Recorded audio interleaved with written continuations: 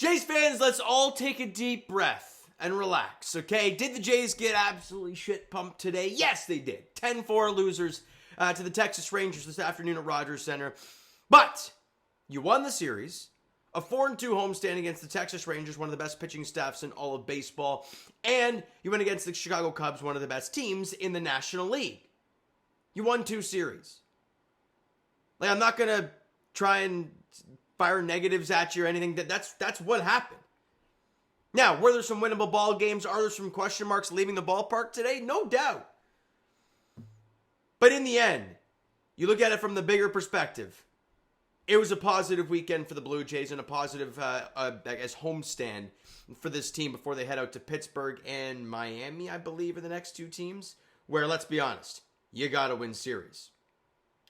Pittsburgh and then Miami and then the Twins. This is a stretch, guys, where you got to win some ball games. I believe the Astros and Tigers play each other, so you're battling at the top of the American League with those teams.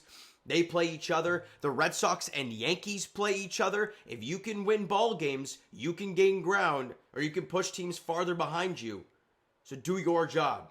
Now, you won the series today. Awesome. The out-of-town scoreboard was also quite helpful. Now, the Yankees game as of right now is 4-4, but they're 6.5 back. We have the tiebreaker. It is what it is. Red Sox blew a lead. They blew a 3-1 lead to the Marlins and lost 5-3. They were up 3-2 in the ninth inning. It was 3-3 in the ninth inning. And they allowed a 2-run shot. Former Blue Jay Steven Matz allowed the 2-run shot. And they lose. So we went into this series up 5 games. You leave the series up 5 games. You're okay. Also, like I mentioned, the Tigers. I mentioned the Astros. They are both getting their rear end waxed tonight. Or this afternoon. Baltimore's up 8-0 in the 8th against the Astros. Twins are up 8-1 on the Tigers in the 8th inning. If the Yankees end up losing this game to the Cardinals, it was a perfect out-of-town scoreboard for the Blue Jays. So yes, they lost. But they had won 3 in a row. They were 7-3 in their last 10. They're still 6-4 in their last 10. They won 2 series. We're good. But let's be honest. The elephant in the room is Jose Berrios. Was he good in his last outing against a very good offense in the Chicago Cubs? Yes, he was. But the 4 walks and only 3 strikeouts in 5 1/3, it wasn't great. And today, in 4 1/3, he only had 2 punch-outs. He has had more than 5. He had 5 strikeouts against the Rockies. He has not had more than 6 punch-outs in an outing since, June 27th against the Red Sox. And other than that outing, he hasn't had more than 6 since May. We had 9 in May against the Athletics. The strikeout stuff has not been there for Jose Berrios this season. The walks are up. And he wasn't good today. It's flat out. Threw a cement mixing curb slurve to Marcus Semien, 2-run shot, scoring Rowdy Tellez, a couple Blue Jays beating you up in the first inning, or in the top of the second inning, you're down 2-0. Alejandro Kirk then goes deep in the bottom half. All right, we're right. It's 2-1 ball game. You're right there. Top of the 4th inning is when the wheels completely fall off of Jose Berrios. He gets the first 2 guys out, gets Rowdy Tellez, gets Evan Carter, and then Marcus Semien doubles on the right field line. Then Jake Berger hits a single, scoring Marcus Semien, making it a 3-1 ball game. And then Cody Freeman doubles to right center field.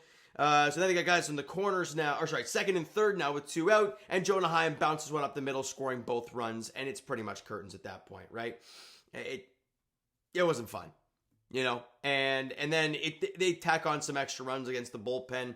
Braden Fisher allows a 2-run shot to Wyatt Langford in the top of the 6th inning. I missed a Corey Seager home run. That was off of Jose Berrios, but that was a weird one. It was on 338 feet into the Jays bullpen to the opposite field. A really odd one there, but you know, they just kept tacking on runs. Vladdy hits his 21st homer, so I guess that's a positive you can take away from it. George Springer had a 2-run shot in the 8th inning to make it interesting, right? It was 8-4. Kirky comes up with 2-1 and 2 out. You think, maybe this team has some magic in them, but they couldn't get it done there. And then Evan Carter puts to bed in the 9th inning with a 2-run shot off of Louis Varland to make it 10-4, and that was it. You know, and talk about Jose Berrios, 4 1/3. He allowed 10 hits and 6 runs, 2 punch-outs, didn't walk anybody. Well, yeah, because he allowed 2 homers and allowed 10 hits. He wasn't good. ERA is now 4 on the dot for him on the season.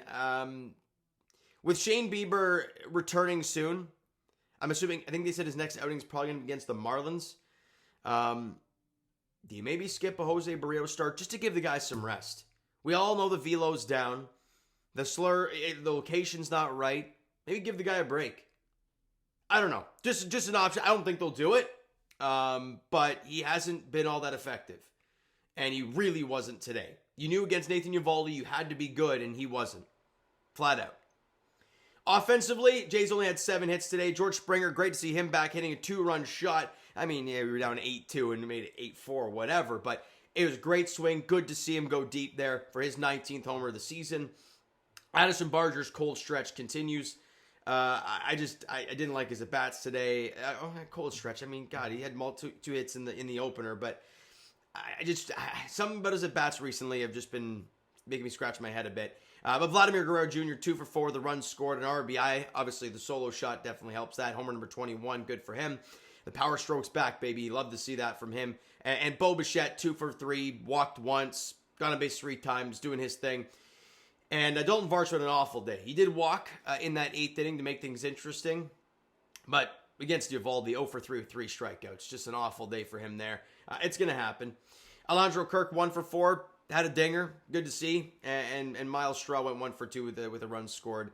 Coming into pinch hit for... it was a hit. It was a blooper that should have been caught. But it is what it is. 7 hits for the Blue Jays. Struck out 9 times. Walked twice. Just not a great day all around. The offense was quiet against Eovaldi. Your starting pitcher wasn't great. Your bullpen allowed some homers. It wasn't great, right? We talked about Berrios' outing, not good. Mason Fluharty faced 4 guys, walked 2 of them, but got 2/3 of an inning. I didn't allow any runs across. Braden Fisher, like I mentioned, he allowed the two-run shot to Wyatt Langford. He went an inning, allowed 2 hits and 2 runs, got a strikeout. That's that. Brendan Little went a clean inning, allowed a hit, nothing more. Yariel Rodriguez, clean inning, walked a guy, but nothing more. And Louis Varland, like I said, allowed a 2-run shot to it was Evan Carter, I believe it was. Allowed 2 hits, 2 runs, walked a guy, struggled with his command today, but, you know, it is what it is. It's one of those games you just wanted to get through and get over with and move on to the next one, right? And that's what the Jays are about to do, right? They're about to take on the Pittsburgh Pirates for a 3-game series at PNC, one of the most beautiful ballparks in all of baseball. You face Paul Skenes tomorrow. You face DeGrom on Friday. You faced Eovaldi today. And you got Paul Skenes tomorrow. It's a bloodbath of pitching rotations you're about to see. Or you're in the midst of it. Now, after Paul Skenes, though, you got Mitch Keller, who's got a North 4 ERA, which, again, is gettable. And Braxton Ashcraft, who's thrown 41 innings this year. Good ERA of 3.02, 37 punch-outs. The whip is a 1.25, so it's not the greatest. I don't know. Win a series. That's all I want to see. Keep winning series because, look, as I mentioned, the Red Sox are going to be playing the Yankees. The Tigers are going to be playing the Astros, and you're playing a team that's not very good. Find a way to get wins. Tomorrow's the tough one, right? Tomorrow's the tough one with facing off against Paul Skenes. Kevin Gausman's got to be good. This is the talk about the Blue Jays this year. Is like, oh, the offense is great. Good. You added bullpen help. Great. Your bullpen looks awesome. But your rotation's old as dirt. And they haven't been consistent. Right, Jose Berrios was lights out. Well, I wouldn't say lights out, but he was damn good in his last outing against the Cubs.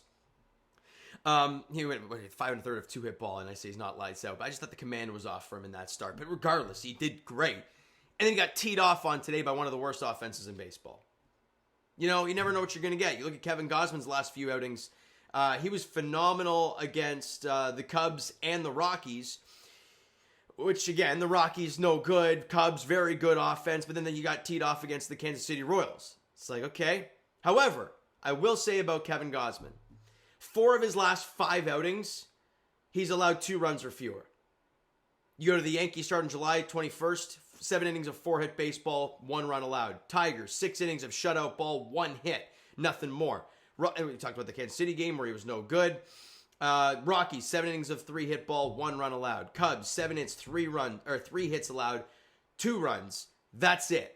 Now, the home run ball has plagued him. However, let's take a look at where the Pittsburgh Pirates are home run-wise. Offensively, oh, God.